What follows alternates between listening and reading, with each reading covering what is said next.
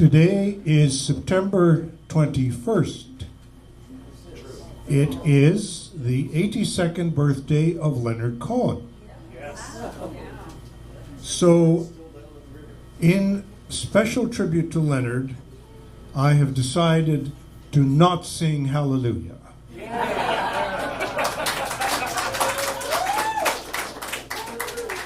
There are many people in this room who can sing Hallelujah much better than I can.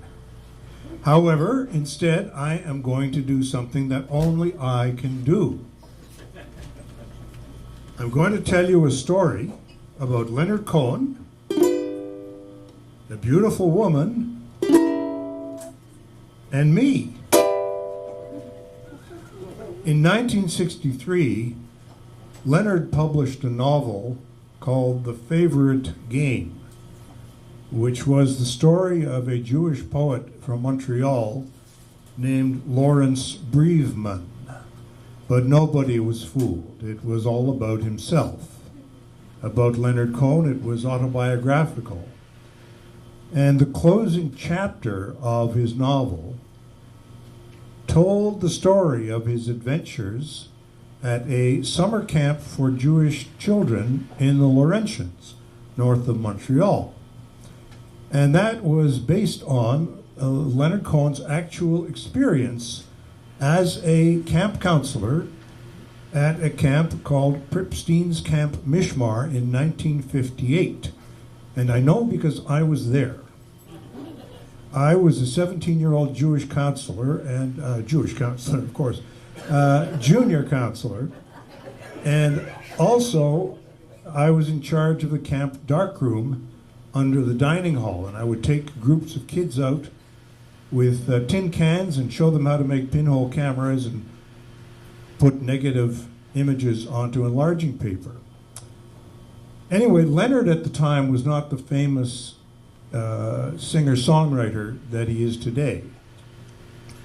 But he was already celebrated at the age of 24 as a passionate poet and a passionate lover of women. So we were all mightily impressed to have this already legendary guy among us as a summer camp counselor, a role he may or may not have been well qualified for. So one weekend, Leonard's girlfriend, or one of them, came up to visit him at camp. And after the weekend was over, Leonard kind of sidles up to me and presses something into my hand. It's a roll of film. And he says, "David, would you mind developing this for me?